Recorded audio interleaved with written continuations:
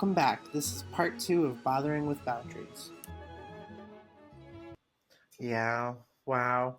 Thank you for sharing that all. A lot to unpack with that one as well.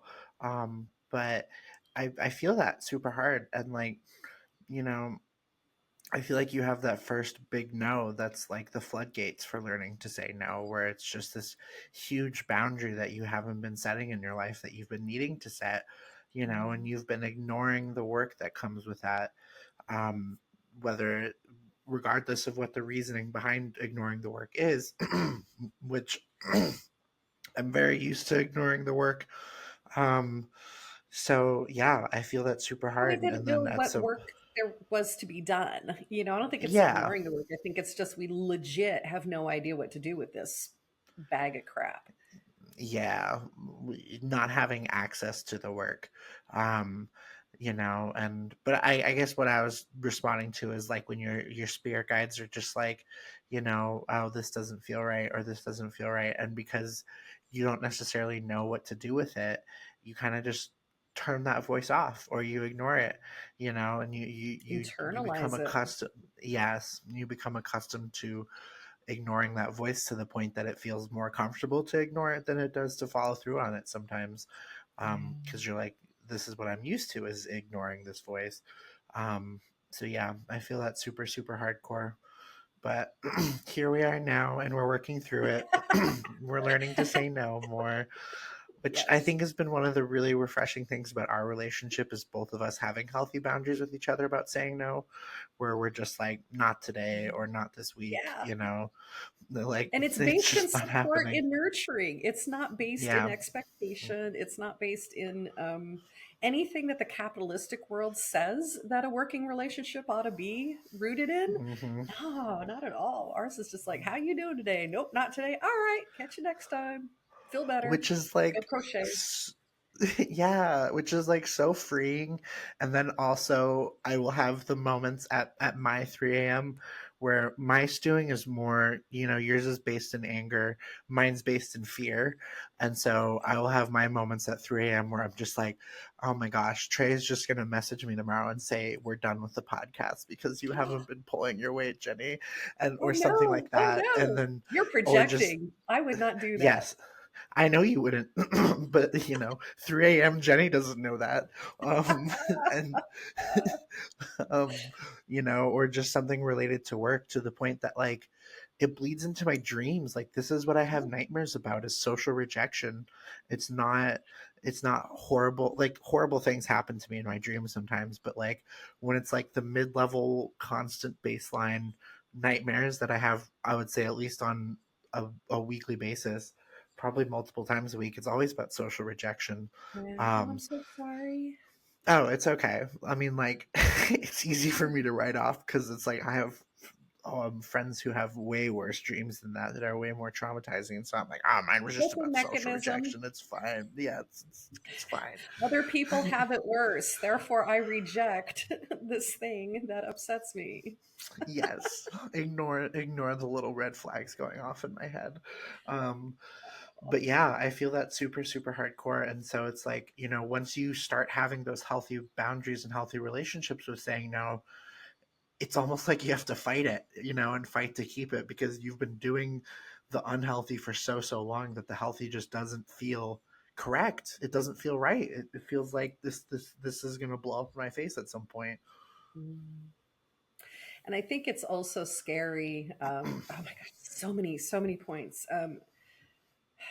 I think it's also scary because when you do give that final no, um, you have to deal with the ramifications because now there is social rejection on some level. And then it's also, what happens now, and not trusting that.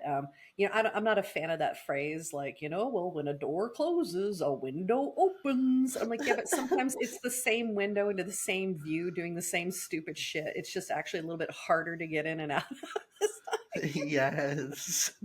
Like, that's what trauma is. That is it in a nutshell, is how to make better decisions the next time.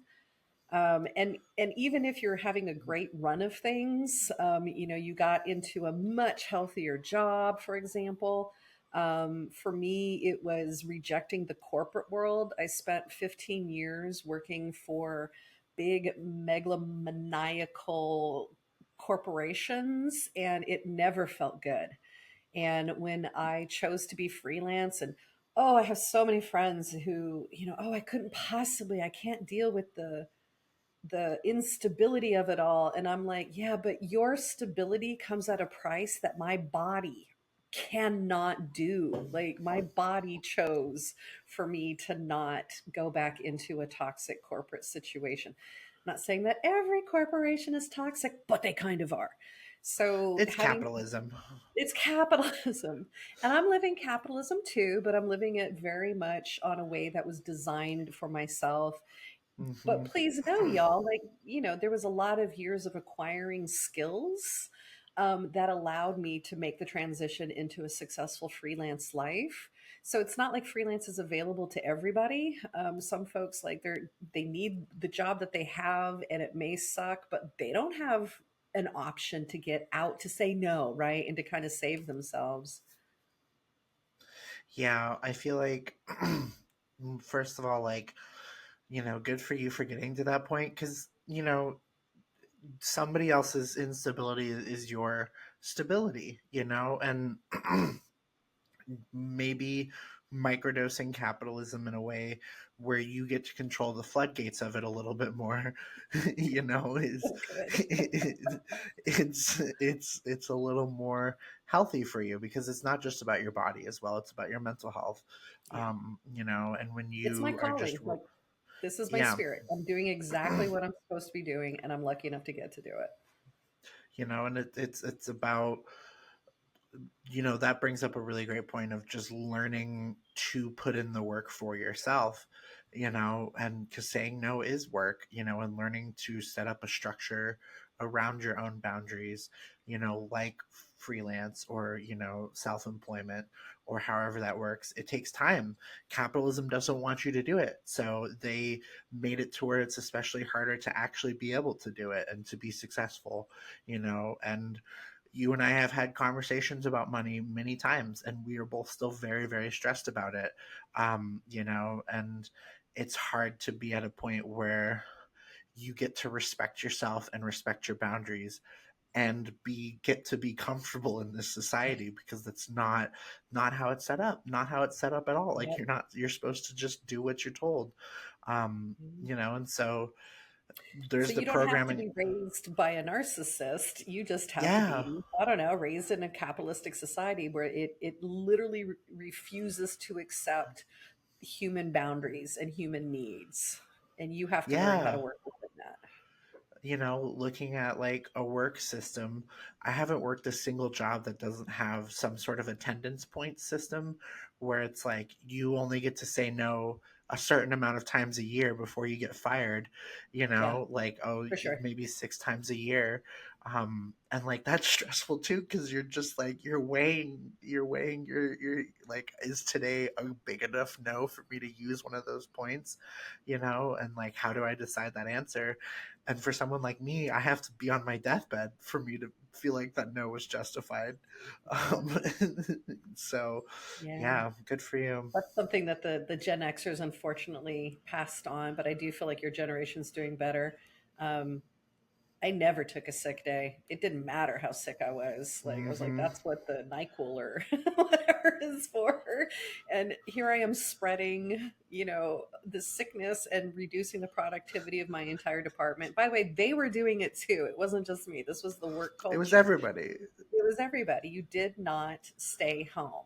Whereas a healthy work culture might look like, well, we are concerned because you've been gone more than you've been at work, for example. Like, yeah, like there needs to be some kind of something that works for everybody. But for us to be terrified, and I think that this goes back to the guilty thing, and guilt is routed in, anger, and anger is routed in, fear and despair and sadness. So it's this idea that, like, well, I'm not performing the way the world, how I think the world wants me to behave, and that's where the disconnect between saying no and doing the healthy thing for you And we'll just reduce it to people pleasing. World pleasing comes in. Yeah. Well, and it's an awful cycle because, like, history and trauma has shown me that I'm not a great litmus test for what I think the world should be expecting of me. You know, like, who holds the power for knowing what I shouldn't be giving to the world, and it rests on me. Like, that's not healthy. um, but I would also say, like, it's really funny and ironic, but also freeing that I'm now working in a job that has kids, because I have to think about the safety of the kids too. Yes. My OM has my operational manager has a really great saying where it's like, when you're sick, if it's um, neck, chest, and above, 9 times out of 10 you can be okay. When it's chest and below, you're probably going to have to be calling in. So like And muscle achy, like what is chest and I below? mean, like, chest and below, like stomach problems and stuff. Oh, gotcha. Um, Yeah, yeah, yeah. No, no, no. you Keep know, keep that at home. yeah, Yeah. exactly. Or like flu, you'll get the whole system going. And so, 9 times out of 10, when it's just a head cold, like, just put on a mask. But that's the other thing, is it's like my job still has a point system, where you have PTO, paid time off, that you have to use. And once you're out of PTO, you get 6 attendance points, and you get to call out 6 times. And those points don't come back until a year after you've used one of them. So, like, Oh, yeah, it's a lot. So, like, I use 1 point and I get that back exactly a year after I use that point. Um, but there's a learning curve with the job and children, where the immune system learning curve. And so your body's saying no, but you're like, I have to say yes, because, like, I can't just stay home this time. Um, and so yeah. I just think that you end up in a lot of ironic situations when you're trying to take care of the people that you need to take care of, but you still have to function under a capitalistic society, because Yes. you have no choice. Yeah. Yep, yep, yep. Um, and what else could possibly be said about like the toxic work culture? There it is in a Yeah. nutshell. Nicely done. It also made me think about well, lots of things, but probably one of my favorite years of well, yeah, I guess we could call that one of my favorite years of my life was last year, because Mm, somehow I was unemployed for, or I should say, like super, super underemployed, like half time of what I'm used to working at, and I wasn't paying my bills. And I'm incredibly, incredibly, incredibly lucky that I had money in a retirement fund. Um, but it was the first time in decades where my time was really, really my own, and it mm, created the kind of space where like my nervous system could settle down. And this goes back to what you were saying about like chest and above and chest and below. It made me think about how people carry their stress in different places. And like if you're getting a lot of headaches, like okay, like that's your body saying things aren't going right. Or I have a friend. Oh, I don't. This is so. I feel bad for her. She has digestive issues when she's super super mhm, stressed out, and it's almost like she has to stop. She has to say no. She has to stop everything until her stomach settles down, because she becomes literally unfunctional. For me, like I'll hit that wall where it'll feel like I have the flu, but with no chest. There's no mucus manufacture, but it's all of the hellacious physical ailments of the flu. mm, So when I've overworked myself, like that's my body saying no. Another friend of mine, it's in her knees that when she gets super, super stressed, all of a sudden going up and down stairs is excruciating. So, something we can recommend to folks is first off, figure out where you carry your stress. And if those aspects are like acting up, and there's whole, like we all have like 10 or 12 things that we do when we are not copacetic. We overspend. We drive recklessly. We drink when we haven't been drinking. We whatever it is that we do. Um, but it will get itself into the body at some point, and then your body forces you to say no. So it's this and I hate that phrase balance because there's no such thing, but the negotiation of doing what's right for you so that your body doesn't have to come in and turn off the lights and be like, you don't have to go home, but you can't stay here. And suddenly choices get taken away from you. And I think that the more you learn to say no, which is what I learned last year, well, the universe said no to me and I embraced it. I embraced the opportunity to be completely knocked out of anything and everything that I'd ever known about my life before. And you had the same experience in a different, well, no, kind of in the Yeah, same way. in the same way, but like the opposite, where last year was one of the worst years of my life because the world was saying no to me, Mm, and I was having to learn to function and to survive, and all of these problems that I had been putting aside, like bills, and mental health and personal rejuvenation, all were suddenly at the forefront and just like really, really dire, and it's really interesting because it's like, when you talk about those moments of if you don't say no enough, the world's going to say no for you, or your body or your spirit. And it's like, you don't think about the soul side of that so much, but like a soul path comes up and you haven't been taking care of yourself, and suddenly this reality where you need to just be taken out of commission for a while is now your reality, mm. regardless of if that's physical, or in my world it was life path, where it's like I had been ignoring so much, so then my spirits were like, yeah, you're gonna get fired from this job, like you need to be, unfortunately. um and still the ramifications of that are still hitting, but it's been good.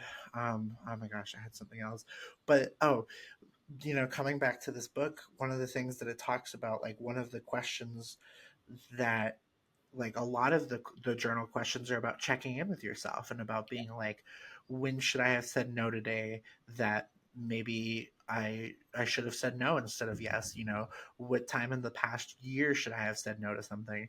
And I feel like those are questions that it's really important to ask yourself, because the more you can get comfortable asking yourself about saying no, the more comfortable you can get saying no, you Yeah. know It's where it's permission. like, oh yeah, absolutely. And it's checking in with yourself the way you check in with someone you love, and saying like, oh, how are you doing, like what do you need, are you able to keep going with this, or do you need time to yourself? And then you get that point where your spirit or you or your gut is just like, I need some time. And so now you're like, I can't ignore that because I know better now. So yeah. Right, right. And that leads, and I do want to get to that book. Oh, yes, I do. I hope you have a couple of questions that we can bring up. But Yes. I think in kind of summary of all of this, you guys, if you can't figure out how to say no infinitely more than your system is telling you, your program is telling you you're supposed to say yes, you never get to the place where the yeses come easy and you get Mm, carried, because you're constantly feeding, a dark coping mechanism. I mean, I'm still a volunteer person. I'm a service oriented person by nature, or nurture. I'm not exactly sure. Narcissists like build their kids to be of service. It's very true. But I also think it's just me. And yeah. I had gotten to the point where I would literally volunteer until it made me sick, because I was also working full time. Um, and then I had to learn my lesson where I said yes to the point where it laid me out for 2 weeks after an event. And I was like, I'm never volunteering again. Now, of course I do, but I micro volunteer. Like I figured out, okay, that was the lesson. The world shut me down because I couldn't figure out how to shut myself down. So now when I do it really mindfully and carefully. Mm, And I used to also be that person that everybody would, oh, I'm new to town and I want to do film and can I meet you for coffee? And I felt like that was part of my job, is to pass on the information of how you get started. And I was losing. Like I actually added up at some point how much basically free work I was doing for people because they asked. mm. I don't do that anymore, man.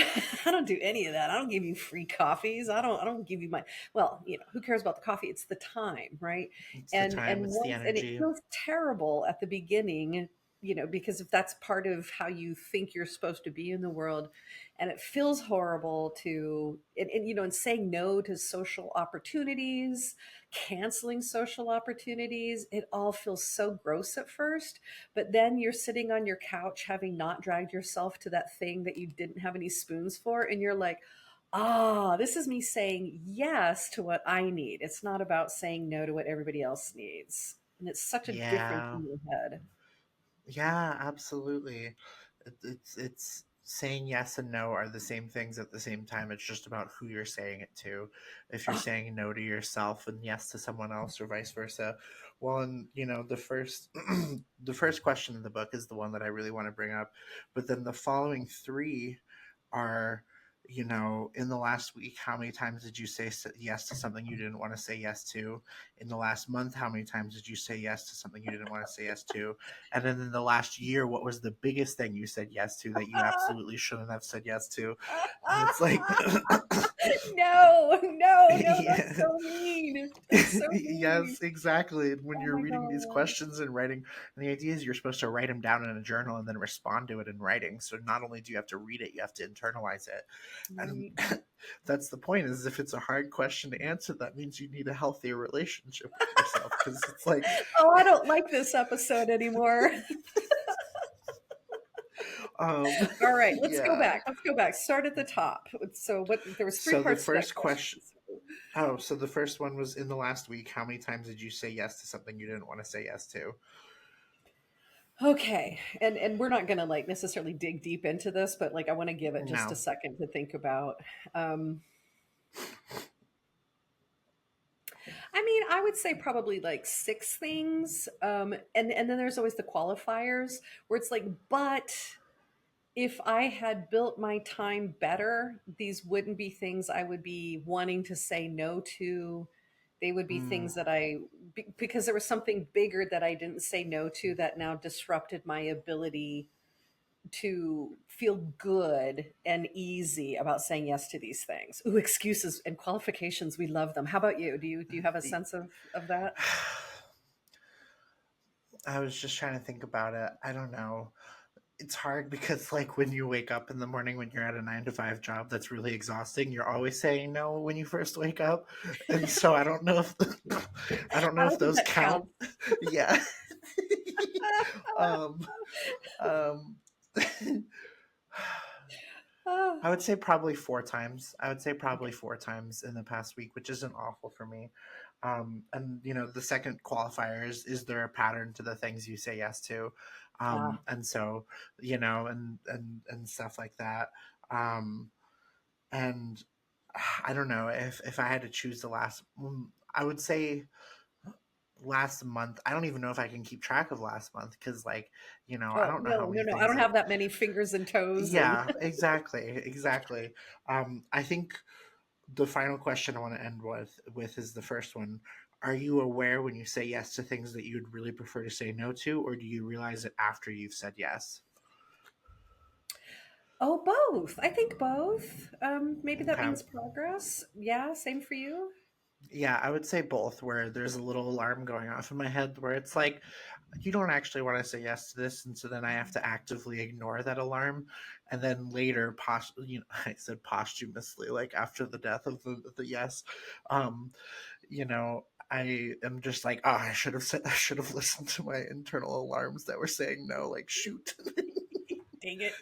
And your spirit Yeah, guides are like, neener, neener, neener. We yeah, told told you. you, we told you. Yeah. Now, here's a third variation of that.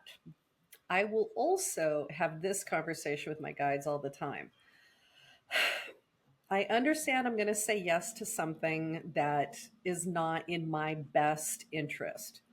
But I also understand that I have to say yes to it because it's going to set off other things that is going to make my life better later. And I Mm. know what the outcome's going to be. There's no way to rush it. And I actually have to do this stuff that feels terrible now so that I could get the ultimate good outcome later. How about them apples? Well, and I feel like when you're saying yes to something that you don't want to do, but maybe you have to, or maybe you understand why you need to, you can start getting better about self-caring in the moment of, Mm. oh, the day that I have to, like, for example, I'm really poor, so I have to start taking Saturday shifts at work. I don't want to start taking Saturday shifts, but I have to say yes to that. And so maybe on those days I make myself a special blend of tea, or I allow myself to play video games for 6 hours afterwards and allow myself to shut Yes. down a little bit more than I would. And Yes. so, like you said, doing, because you didn't say balance, but you said, those trade-offs or whatever, where you're doing those calculations for yourself, where you're like, okay, I have to say yes to this, but in the long run, I'm going to then say no to these three other things that I would normally say yes to because I need Mm. that trade-off. Yeah. So I feel like And I that's the think big that's the takeaway. ultimate goal is Yeah. that mindfulness that you're talking about, because ultimately it's putting you're still in the driver's seat. And if you can understand why you're doing what you're doing, then it takes the emotional charge out of the the quote unquote the bad yes. um and it yeah, it just it gives you the space and the grace to go ahead and have that free will and not have it. Because what I really really think is happening when we don't say no to the things we should be saying no is it's degrading our energy and it's exhausting Hmm. us. And even if the no is not a big deal, like, oh, can you run to the store and go get me milk? Well, if I'm exhausted and on the couch and I can't move, that's a really big yes for me.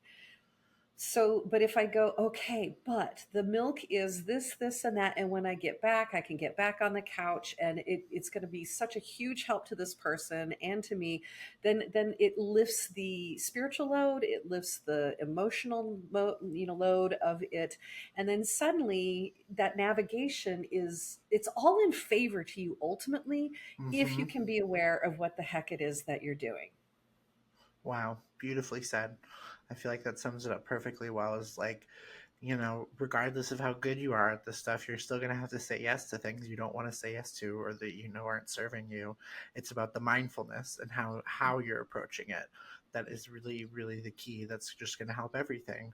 Or if you're new to the saying no journey, you're going to say yes to a lot of things you shouldn't be, but being patient with yourself, being mindful, and just saying, okay, here's why. Um, so yeah, beautifully said, Trey. Thank you. Yum I yum. don't know why I used Yeah. milk for a metaphor. It was a bad one. No, it I've never wasn't, had to because go get milk for anybody ever in my life. besides yourself. Um, but Well, I like, don't drink that nasty. Oh, sorry. I don't know why milk so came true in. though.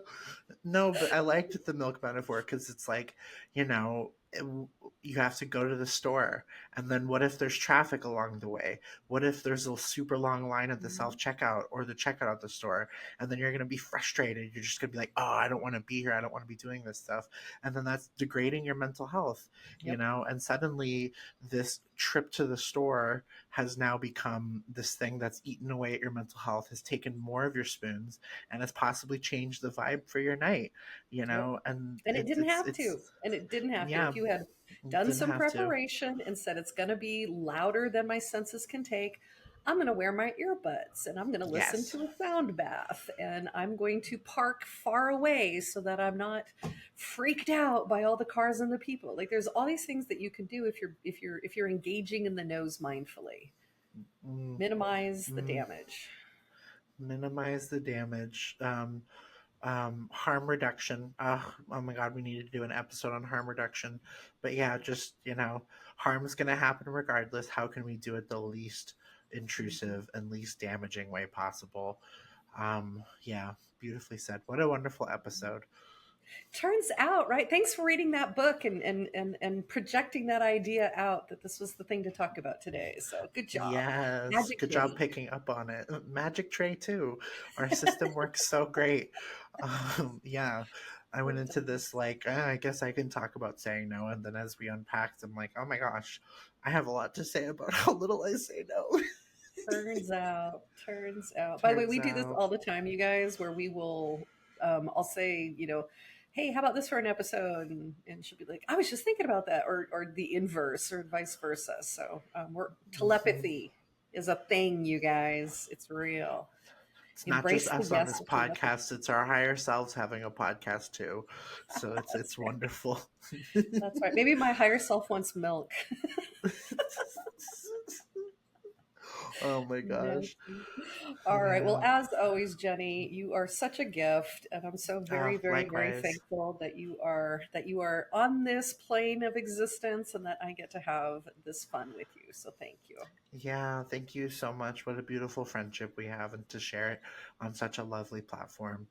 And as always, thank you for all for listening. And cheers, meow meow. Cheers, meow meow.